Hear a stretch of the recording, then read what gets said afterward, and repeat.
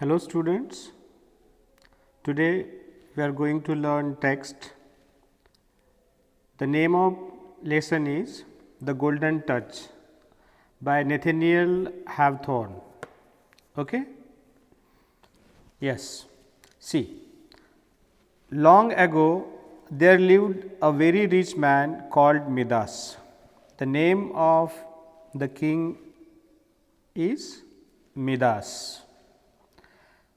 Besides being rich, he was a king and he had a little daughter called Marigold. He was a king and he had a daughter and her name was Marigold. Midas हा एक राजा होता आणि त्यासोबतच तो अतिशय श्रीमंत होता. Besides being rich he was a king. तो श्रीमंत होता आणि राजा सुद्धा होता. He had A daughter and her name was marigold. त्याच्या मुलीचं नाव आहे marigold. King Midas loved gold more than anything else in the world. Loved gold more than anything else in the world. राजाला सोनं अतिशय प्रिय होतं. ही was fond of gold. He liked being a king chiefly because he loved his golden crown. What is crown? क्राउनचा अर्थ काय होतो? मुकुट. त्याला राजा व्हायला सुद्धा आवडत होतं कारण की राजाला मुकुट घालायला मिळते आणि ते मुकुट सोन्याचं असते म्हणून. He wanted to be king because he loved the golden crown. He loved his daughter dearly too. म्हणजे तो त्याच्या मुलीवर सुद्धा खूप प्रेम करत होता. Everyone loves their daughters and he was not an exception. प्रत्येकच व्यक्ती आपल्या मुलांवर प्रेम करतो. त्यात राजा काही एक्सेप्शन नव्हता, अपवाद नव्हते आणि ते सुद्धा आपल्या मुलीवर खूप प्रेम करायचे. And the more he loved her, the more gold he wanted for her sake. For her sake. Yes, for her sake चा अर्थ काय होतो? For her benefits. For someone's sake चा अर्थ होतो for someone's benefit, तिच्या फायद्यासाठी. तो असा सांगायचा की he loved gold because he wanted to earn the wealth for her daughter. तो सांगायचा की त्याला गोल्ड का पाहिजे होता कारण की he wanted to earn lot of wealth for his daughter. When King Midas saw the golden light of the sun at the evening, he wished it could turn everything into real gold. Golden light. संध्याकाळच्या वेळेस when it is a sunset, the rays of the sun are golden in color. So when it was a sunset and the golden rays came up, Midas wished it could turn everything into real gold. त्या सोनेरी किरणांनी मिदासला असं वाटायचं की हे सगळं सोन्याचं व्हावं. He wanted everything could turn into the gold. When Marigold came to him with a bunch of sweet yellow flowers, he would say, if they were as golden as they look, they would be worth picking.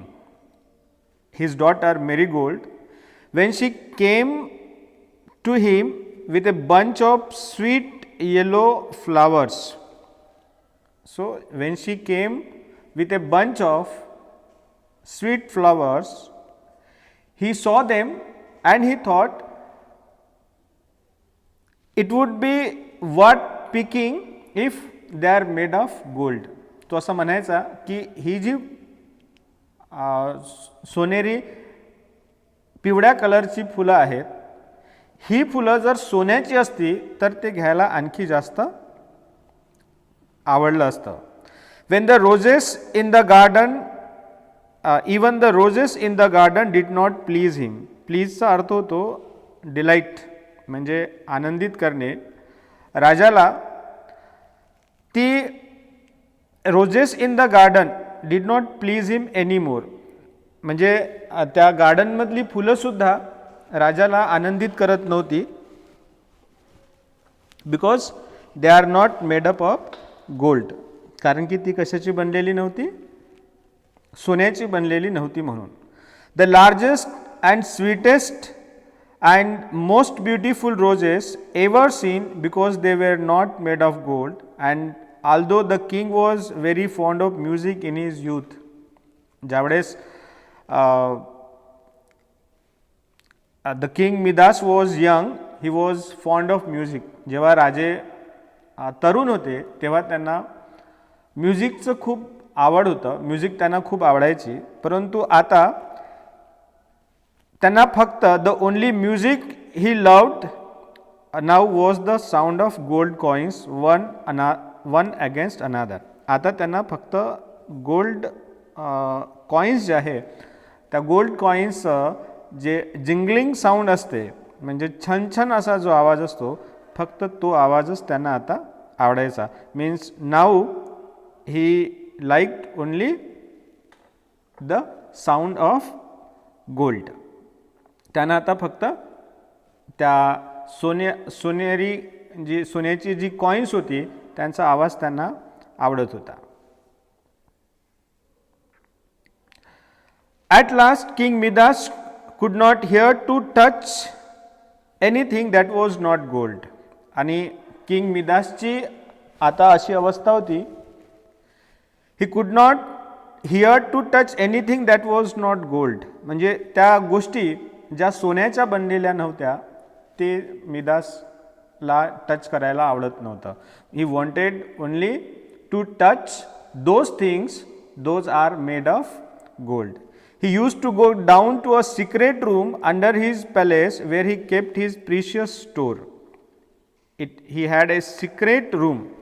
Secret room चा अर्थ होतो एक तहखाना, तळघर, a room used as a strong storage place for valuables. What is secret room? A room used as a storage place for व्हॅल्युएबल्स, ज्याला आपण तहखाना असं म्हणतो. तर he use to go to that secret room where he kept his precious store. He would let himself in and count his gold pieces. He would hold the bars of gold and admires his gold cups and plates until he could hardly bear to leave them. म्हणजे he went to that treasure room and he let him in for a longer time and he used to count that gold coins. तो त्या तळघरात जायचा आणि तिथे जाऊन खूप वेळपर्यंत ते जे सोन्याची कॉइन्स होती किंवा बार्स ऑफ गोल्ड्स, म्हणजे सोन्याचे जे बार्स होते, गोल्ड कप्स होते किंवा प्लेट्स होते, तर ते तो काउंट करायचा. Means he was very fond of counting his earnings that he earn gold. म्हणजे त्यांनी जे काही सोनं कमवलेलं होतं ते तो तिथे जाऊन मोजत बसायचा. Now in those days a great many wonderful things use to happen just as they do today. तर ज्याप्रमाणे आतासुद्धा खूप those days a great many wonderful things use to happen just as they do today. याचा अर्थ असा होतो की ज्याप्रमाणे आतासुद्धा काही आश्चर्यकारक गोष्टी घडत असतात, तशाच प्रमाणे पूर्वीच्या काळातसुद्धा काही आश्चर्यकारक गोष्टी घडत होते. So many wonderful things were happening in the past. One morning King Midas was in his treasure room when he noticed that the sun was shining into the room more brightly than usual. तर एका रात्री सकाळी king Midas was in his treasure room. तर राजे त्याच्या treasure रूममध्ये होते, म्हणजे त्यांच्या त्या तळघरात होते. And he notice that this today the sun was shining more brightly. म्हणजे आज ती जी सूर्याची किरणं आहे ती जास्तच प्रभावी वाटत आहेत असं त्यांना वाटलं. Not only that but a stranger stood there.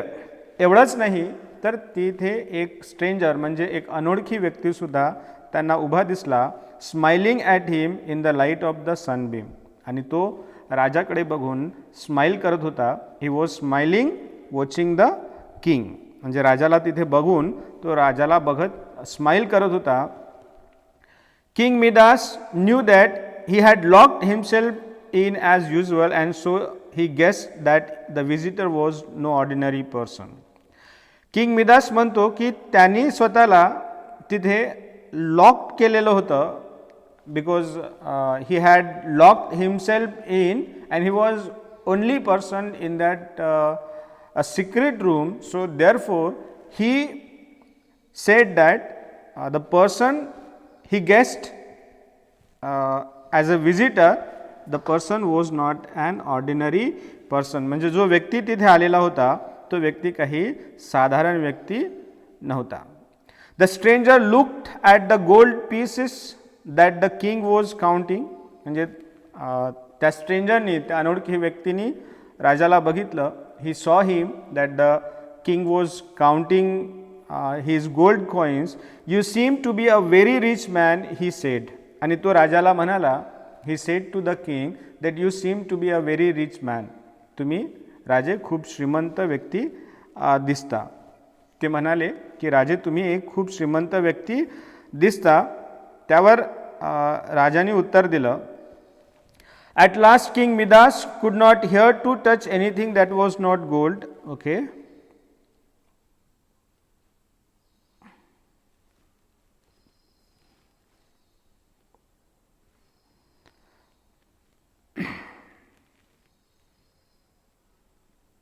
हां,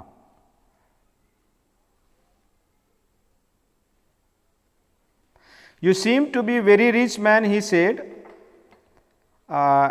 And the king said, राजा म्हणाला, but it has taken me long time to collect these golds. त्यावर राजाने उत्तर दिलं, राजा म्हणाला, that it has taken me long time to collect these gold. ही सगळं संपत्ती जी आहे ती कलेक्ट करायला मला खूप वेळ लागला. It has taken me long time. Said King Midas, if I could live 1,000 years, I might have time to get richer. त्यावर मिदास म्हणाला, जर मी 1000 वर्ष जर माझं आयुष्य असतं, म्हणजे जर मी 1000 वर्ष जगू शकलो असतो, तर या पद्धतीने थोडा थोडा गोल्ड अर्न करून I might have time to get richer. म्हणजे मी जगातल्या सगळ्यात श्रीमंत व्यक्ती झालो असेल, परंतु त्यासाठी मला 1000 वर्ष लागेल आणि मी 1000 वर्ष जगू शकणार नाही. What aren't you satisfied. त्यावर स्ट्रेंजरनी मिदासला विचारलं, are you not satisfied means are you not happy with what you have. आज the stranger, what else do you want. आणि त्यावर स्ट्रेंजरनी त्या अनोळखी व्यक्तीने राजाला विचारलं, what else do you want. म्हणजे तुझ्याकडे एवढं सारं सोनं आहे आणि हे असूनसुद्धा you are not happy person. तू आनंदित नाही. मग नेमकं तुला आणखी काय पाहिजेत असं प्रश्न त्या स्ट्रेंजरनी राजाला विचारला. Midas thought carefully. मिदासनी थोडा वेळ विचार केला. This was a wonderful chance and he felt that the stranger had magical power. त्याच्या लक्षात आलं की जो व्यक्ती त्याच्यासोबत बोलत आहे तो व्यक्ती काही सर्वसाधारण व्यक्ती नाही. And therefore he thought this persons had magical power and he could help him. आणि त्यामुळे राजा उत्तरला. राजा म्हणाला, I am tired of collecting my riches slowly. He said, I wish everything I touch could be turn into gold. त्यावर राजा म्हणाला की I am very tired of collecting these riches slowly, म्हणजे ही सगळी संपत्ती हळूहळू गोळा करत असताना मी खूप थकलेलो आहे. I wanted that whatever I touch could turn into gold. तो म्हणाला की जे काही मी स्पर्श करणार ते स्पर्श केलेली प्रत्येक वस्तू जी आहे ती प्रत्येक वस्तू सोन्याची झाली पाहिजेत. ही thought that whatever I touch could turn into the gold. तो म्हणाला की जे काही मी स्पर्श करेल ते त्या वस्तू सोन्यामध्ये बदलायला पाहिजेत. The golden touch exclaimed the stranger. त्यावर तो जो अनोळखी व्यक्ती आहे, जो व्यक्ती ज्याला आपण एंजल म्हणू शकतो, देवदूत म्हणू शकतो, तो म्हणाला द गोल्डन टच. मिदास, तुला गोल्डन टच हवा आहे का? Are you sure you would never regret it. रिग्रेटचा अर्थ होतो पश्चाताप करणे. त्यावर त्या अनोळखी व्यक्तीने मिदासला म्हटलं की आर यू शुअर, म्हणजे तुझी खात्री आहे का? You would never regret it, की तू आयुष्यामध्ये त्या गोल्डन टचबद्दल कधीच तुला पश्चाताप होणार नाही. How could I regret such a thing, said Midas. It would give me perfect happiness at last. तो म्हणाला की मी रिग्रेट करणार नाही, तर it will give me perfect happiness. तो म्हणतो जर मला गोल्डन टच जर मिळालं तर मला पश्चाताप होणार नाही, तर मला नक्कीच त्याचा आनंद होईल, असं उत्तर मिदास जो आहे त्यांनी स्ट्रेंजरला दिलं. Very well then the stranger said as he turn to go, tomorrow at sunrise you will find you have the golden touch. त्यावर त्या अनोळखी व्यक्तीने उत्तर दिलं. तो म्हणाला tomorrow at sunrise you will find you have the golden touch.